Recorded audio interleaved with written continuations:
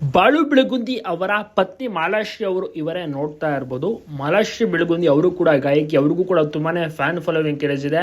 ಅವರು ಕೂಡ ಜಾನಪದ ಹಾಡುಗಳನ್ನು ಆಡಿದ್ದಾರೆ, ಆರ್ಕೆಸ್ಟ್ರಾದಲ್ಲಿ ಭಾಗವಹಿಸಿದ್ದಾರೆ, ಬಾಳು ಬೆಳಗುಂದಿಯ ಜೊತೆ ಡ್ಯಾನ್ಸ್ ಮಾಡಿದ್ದಾರೆ, ಪರ್ಫಾರ್ಮೆನ್ಸ್ ನೀಡಿದ್ದಾರೆ. ಎಲ್ರಿಗೂ ಕೂಡ ಚಿರಪರಿಚಯ ಉತ್ತರ ಕರ್ನಾಟಕ ಭಾಗದಲ್ಲಿ.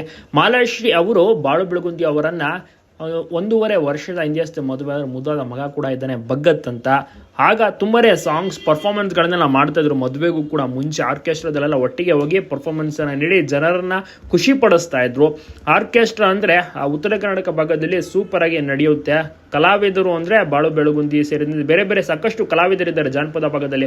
ಅದು ಉತ್ತರ ಕರ್ನಾಟಕ ಸಾಂಗ್ ಅನ್ನ ಮಾಡ್ತಾರೆ, DJ ಮಿಕ್ಸ್ ಸಾಂಗ್ ತುಂಬಾನೇ ಚೆನ್ನಾಗಿರುತ್ತೆ, ಟ್ರೆಂಡ್ ಕೂಡ ಆಗ್ಬಿಡುತ್ತೆ.